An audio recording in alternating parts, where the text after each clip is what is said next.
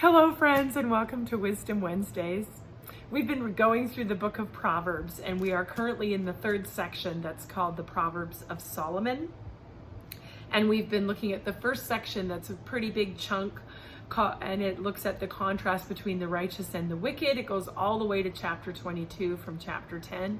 So this section that I've named Motives Matter is chapter 10 verses 12 through 18, just 7 verses.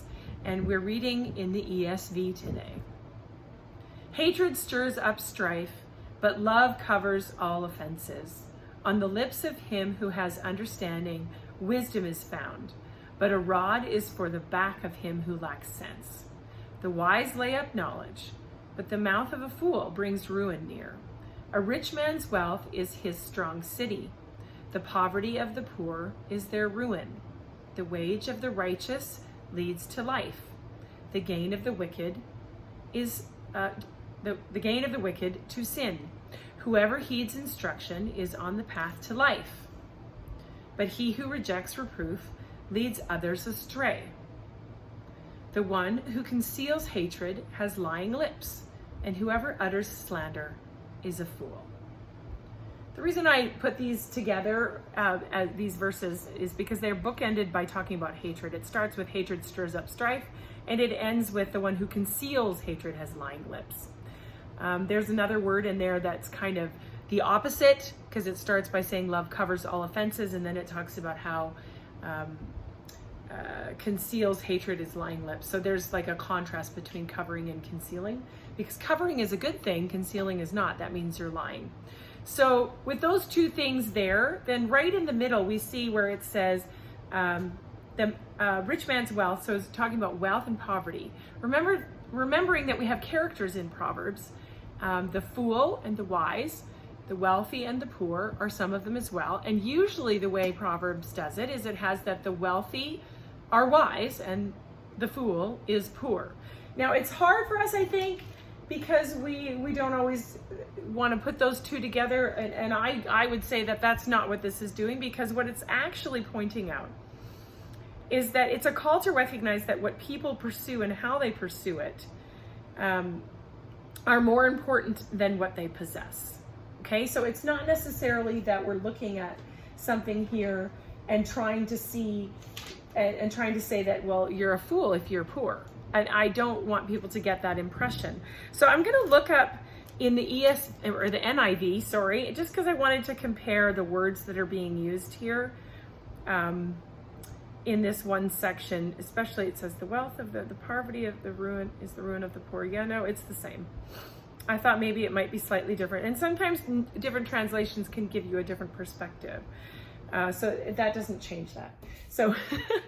But that's what I wanted to just look at quickly. So that's why I called this Motives Matter, okay? I mean, and it's interesting actually, because the part that stuck out to me as I read this was that whoever heeds instruction is on the path to life, but he who rejects reproof leads others astray. I think that's something we should sit on for a little bit, because it may be that that is something you can look for when you're looking for someone who is wise, who could lead you down the right path, and who could be an ally for you, whether it be at school or at work. If you're spending time with someone who rejects instruction and does not like to be told what to do, you're going to end up picking up on that, and they're going to lead you astray down the path of doing things that you should not do. And I hate to say this, but I think in many ways in my life when I was younger, I was a bit of that person that would lead people astray at times because of my own rebellious, bad behavior.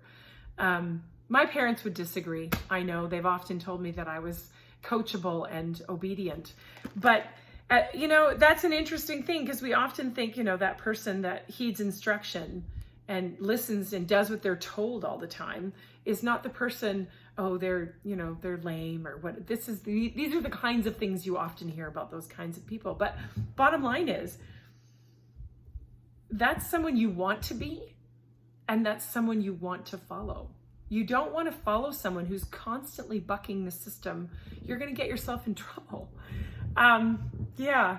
And that's a hard thing to say, because I do think there are times when the world around us is against biblical principles. And so then just by following God's laws and ways, we are bucking the system. So yeah, we got to be wise. We got to think about what are their motives? What are they trying to go towards? Who is their center? Anyway, those are all thoughts that came to my mind as I read this today. And I'm hoping that the Holy Spirit helps you to think and see what it is that you should be learning today from Wisdom Wednesdays. Motives matter. Proverbs chapter 10, verses 12 through 18 in the ESV. Have a great day.